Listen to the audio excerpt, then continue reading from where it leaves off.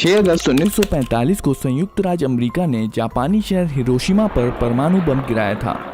बम को little boy यानी कि छोटे लड़के के रूप में जाना जाता है।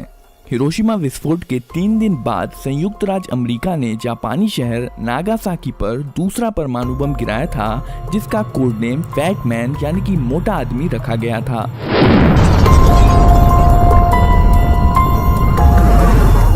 हिरोशिमा बम लिटिल बॉय में 15 किलोटन विस्फोट करने के लिए 64 किलोग्राम समृद्ध यूरेनियम का इस्तेमाल किया गया था।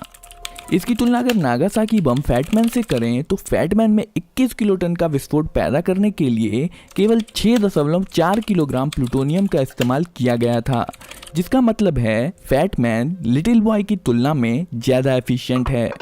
फैटमैन का निर्माण वैज्ञानिकों और इंजीनियरों ने मैनहट्टन प्रोजेक्ट के दौरान लॉस एलमोस प्रयोगशाला में किया था। मैनहट्टन प्रोजेक्ट के दौरान Robert Oppenheimer loss Alamos laboratory का निर्देशक था। उसे अक्सर परमाणु बम के पिता के रूप में जाना जाता है।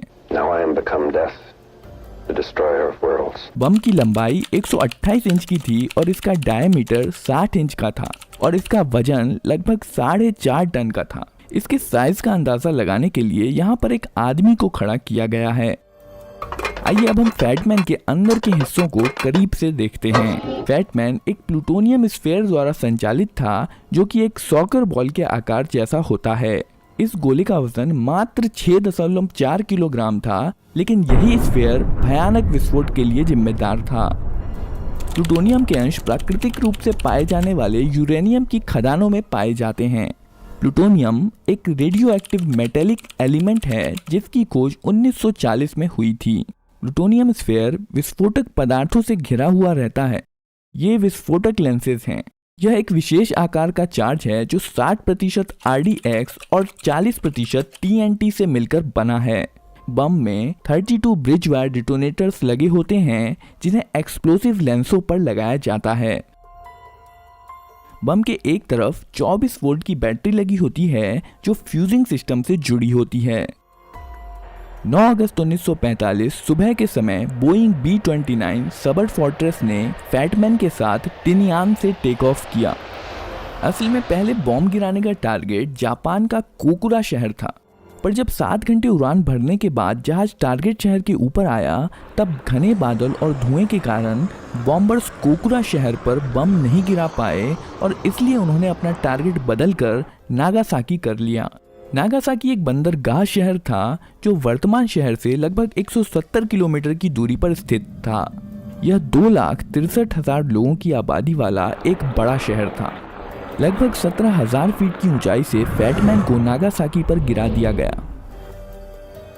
47 सेकंड बाद फैटमैन लगभग 1600 फीट की ऊंचाई पर पहुंच गया। बम पर लगे हुए RG एंटीना द्वारा सिग्नल छोड़े गए, जिससे विस्फोट की सही ऊंचाई का पता लगाया गया। रडार एल्टीमीटर का उपयोग करके अंतिम रूप से सही ऊंचाई कंफर्म की गई। एल्टीमीटर से ऊंचाई का पता लगते ही 32 विस्फोटक ब्रिज वायर डिटोनेटर्स एक साथ बिजली की चिंगारी छोड़ते हैं, जिसके कारण सभी विस्फोटक एक साथ फट जाते हैं। विस्फोट के कारण मेटल कवर की मोटी परत अंदर की तरफ शॉक वेव पैदा करने में मदद करती हैं। मीडियम डेंसिटी वाला एल्युमिनियम पुशर इस शॉक वेव को अपने द्वारा अंदर की तरफ ट्रांसफर कर देता है।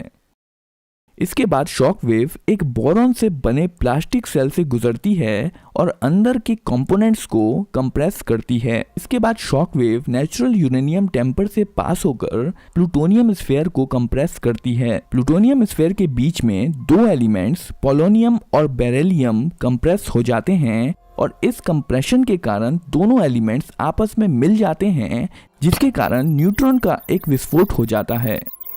इसके लगभग 10 मिलीसेकंड बाद न्यूक्लियर चेन रिएक्शन शुरू हो जाता है। चेन रिएक्शन में न्यूट्रॉन प्लूटोनियम के एक एटम से टकराता है और प्लूटोनियम का एक एटम 2 में विभाजित हो जाता है। इस प्रक्रिया में 2 न्यूट्रॉन निकलते हैं और साथ ही साथ एनर्जी भी रिलीज होती है। ये दोनों न्यूट्रॉन फिर 2 प्लूटोनियम एटम से टकराते हैं, जिसमें 4 न्यूट्रॉन निकलते हैं और इस प्रकार चेन रिएक्शन शुरू हो जाती है। चेन रिएक्शन के कारण अचानक से बहुत ज्यादा मात्रा में एनर्जी रिलीज होती है और बम फट जाता है। बम को अगर जमीन पर फोड़ा जाता तो इसकी काफी एनर्जी धरती में चली जाती और इसका असर अपेक्षाकृत छोटे इलाके तक सीमित रह जाता। इसलिए फैटमैन को जमीन से लगभग 1600 फीट ऊपर हवा में फोड़ा गया ताकि ज्यादा से ज्यादा इलाके को तबाह किया जा सके। इस बम धमाके में लगभग 40,000 लोग मारे गए और जहां पर बम विस्फोट हुआ था उसके 8 स्क्वायर किलोमीटर के भीतर लगभग हर इमारत नष्ट हो गई। बम फटने के स्थान के पास खड़े लोग तुरंत ही भाप बनकर हवा में मिल गए। क्षति मुख्यतः 3 कारणों से हुई। पहला विस्फोट, दूसरा आग और तीसरा रेडिएशन। परमाणु बम से होने वाला विस्फोट एक्सरे द्वारा गर्म की हुई हवा के कारण हुआ, जिसे फायरबॉल कहा जाता है। फायरबॉल एक बेहद गर्म और अत्यधिक चमकदार विशाल हवा और गैस का गोला था जिसने शुरुआत में ध्वनि की गति से भी ज्यादा स्पीड से सभी दिशाओं में शॉक वेव पैदा कर दी थी।